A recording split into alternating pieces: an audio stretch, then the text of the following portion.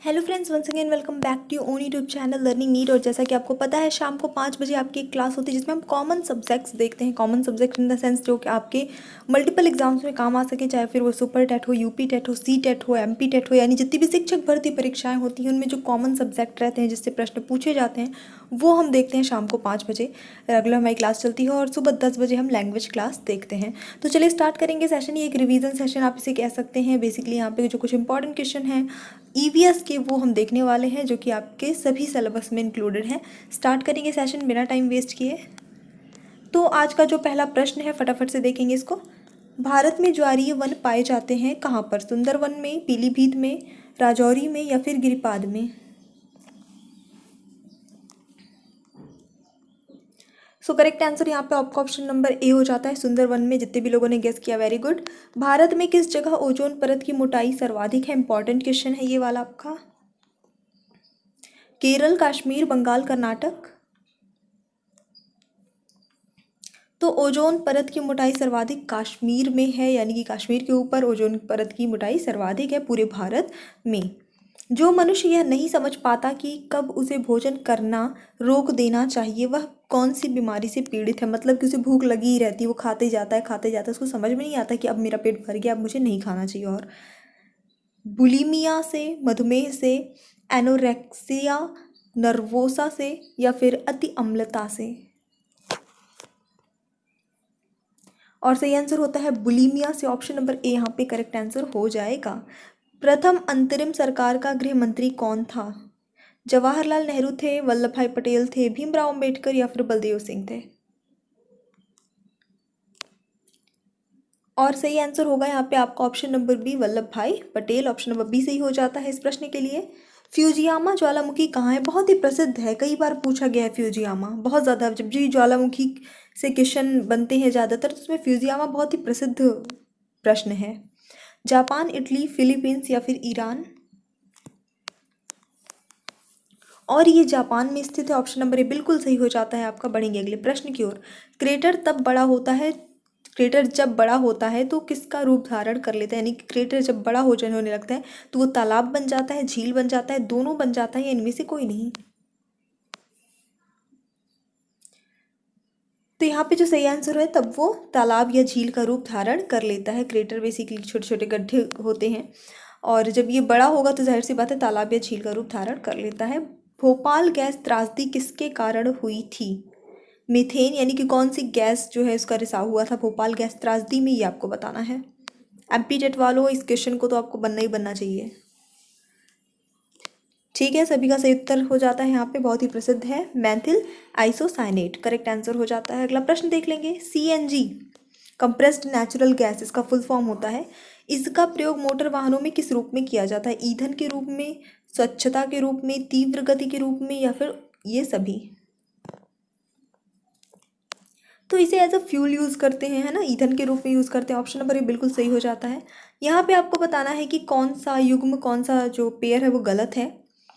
राष्ट्रीय उद्यान के नाम दिए हैं और ये दिए हैं कि वो कौन से राज्य में स्थित हैं। काजीरंगा असम, कार्बेट उत्तराखंड, नामदफा अरुणाचल प्रदेश, सरिस्का पंजाब। बाकी तीन सही है, कोई एक गलत है। सही उत्तर होगा यहाँ पे आपका option number D, Sariska Punjab में नहीं है। ये एक बार यूपी टेट में पूछा भी जा चुका है। ये कहाँ पर स्थित है? राजस्थान में स्थित है। अगला प्रश्न देखेंगे। वर्षा की मात्रा किस पर निर्भर करती है? हवा के दाब पर, वायुमंडल की नमी पर, जल चक्र पे या ताप क्रम पर? और सही उत्तर होगा इस प्रश्न के लिए आपका ऑप्शन नंबर बी, वायुमंडल की नमी पर निर्भर करती है। ओजोन के मापने की इकाई को क्या कहते हैं? Dobson, coulomb, horse power, joule? Ozone को जब मापते हैं तो किस इकाई में मापते हैं ये पूछा है। सही उत्तर होगा डॉप्सन में मापते हैं, तो ऑप्शन नंबर ए यहाँ पे सही आता है। भारत का लाल बाग बॉटेनिकल गार्डन कहाँ पर स्थित है? मैसूर, बंगलुरु, कोयम्बटूर या फिर पुणे? राज्य भी लिखे हैं बगल में सामने, तो आपको थोड़ी हेल्प हो जाएगी इसमें। चलिए देख लेते हैं। यहाँ पे जो सही उत्तर है वो होता है आपका option number B, Bengaluru Karnataka में। बढ़ेंगे अगले प्रश्न की ओर।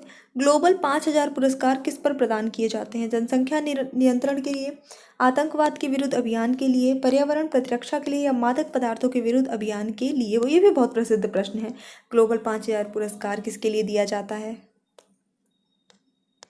चलिए देखेंगे, सही उत्तर होता है इसका आपका ऑप्शन नंबर सी, पर्यावरण प्रतिरक्षा के लिए दिए जाते हैं ग्लोबल 5,000 पुरस्कार। अगला प्रश्न देखेंगे, किस गैस को दमघोटू गैस भी कहते हैं? Carbon monoxide, asbestos, nitrogen oxide, या सल्फर डाइऑक्साइड?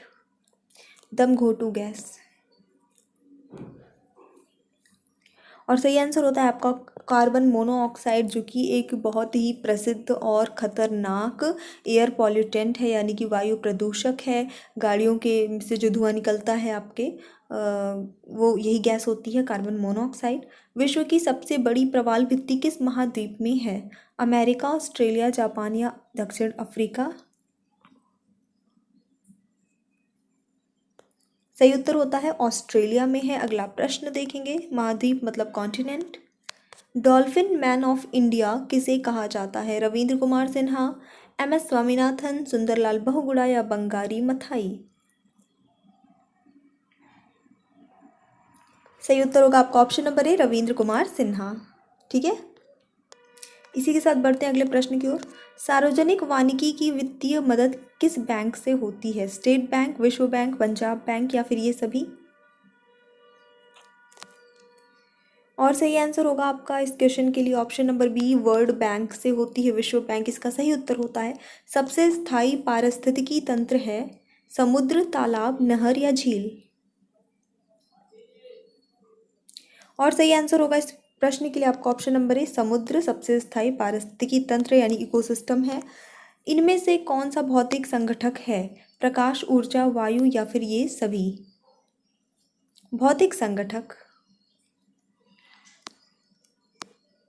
तो यहाँ पे चलिए देख लेते हैं, सही उत्तर जो होता है आपका ऑप्शन नंबर डी हो जाता है। ये सभी ही हैं जितने भी आपके अबायोटिक कंपोनेंट्स होते हैं। इंग्लिश मीडियम वालों के लिए मैं रिपीट कर रही हूँ इंग्लिश में थोड़ा बहुत, क्योंकि साइंस के कुछ वर्ड्स होते हैं जो इंग्लिश मीडियम वालों को हिंदी का नहीं पता होता, हिंदी मीडियम वालों को इंग्लिश का नहीं पता होता है बेसिकली। तो यहाँ पे ऑप्शन नंबर डी सही हो जाता है। संगीत कक्ष यानी म्यूज़िक रूम का जो ध्वनि स्तर है वो कितना होना चाहिए या कितना होता है बेसिकली? 25 से 35 डेसिबल, 30 से 35 डेसिबल, 45 से 50 डेसिबल, या 50 से 55 डेसिबल? और सही आंसर होगा इस क्वेश्चन के लिए आपका ऑप्शन नंबर बी, 30 से 35 डेसिबल बेसिकली होता है। इनमें से कौन सुमेलित नहीं है जो गलत है?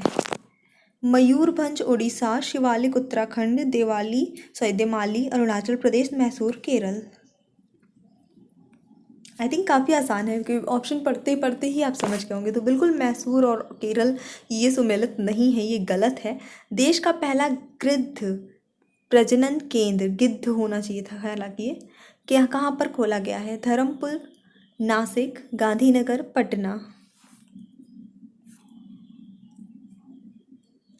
और सही उत्तर होगा धर्मपुर, आपका ऑप्शन नंबर ए सही हो जाता है। वेटलैंड दिवस कब मनाया जाता है? 2 फरवरी को, 2 अप्रैल को, 2 मई को, 2 मार्च को? मतलब ये तो क्लियर है कि 2 तारीख को मनाया जाता है, सिर्फ महीना आपको बताना है। आर्द्र भूमि दिवस जिसे कहते हैं हिंदी में, ठीक है। ओके, तो चलिए देख लेते हैं, ऑप्शन नंबर ए सही होता है, 2 फरवरी को मनाया जाता है, ये सही उत्तर होगा। एक बार वीडियो को सभी लोग प्लीज़ लाइक कर दीजिएगा, लाइक शेयर, और चैनल पे न्यू है तो सब्सक्राइब। भारत सरकार ने वन संरक्षण अधिनियम किस वर्ष में अधिनियमित किया था? अभी कुछ दिन पहले हम लोगों ने डिस्कस भी इस तरह का एक प्रश्न किया था। ठीक है, उम्मीद है सभी का उत्तर सही है। ऑप्शन नंबर सी सही होता है, 1980। भारत सरकार को कानूनी विषयों पर कौन परामर्श देता है? अटॉर्नी जनरल, उच्चतम न्यायालय का मुख्य न्यायाधीश, विधि आयोग का अध्यक्ष, या इनमें से कोई नहीं? और सही उत्तर होता है इस प्रश्न का attorney general, option number A यहाँ पे करेक्ट हो जाता है। सो फ्रेंड्स, मुझे पूरी उम्मीद है कि आपको आज का सेशन पसंद आया होगा। पसंद आया तो लाइक कर दीजिए, शेयर कर दीजिए। चैनल पे अगर आप न्यू हैं तो सब्सक्राइब भी कर दीजिएगा। और जैसा कि एमपी टेट का जो है अपडेट डिसाइड हो गया है कि वो जनवरी में ही होगा। यूपी टेट डेफिनेटली 2020 के ही अंदर अंदर हो जाएगा, चाहे वो दिसंबर में ही हो। और सुपर टेट यूपी टेट के बाद ही होना है, उसके पहले संभावना नहीं बनती दिख रही है। लेकिन तो ये एक अच्छा मौका है, एक अच्छा टाइम जो है वो मिल चुका है कहीं ना कहीं आपको। तो यस, प्रिपरेशन अपनी जारी रखिए। क्लासेस हमारी जैसी चल रही हैं चलती ही रहेंगी, बल्कि और भी बेटर करने की जो है कोशिश में जारी है, और वो बहुत जल्दी बेटर हो भी जाएंगी। So yeah, thanks for watching, keep studying and bye bye.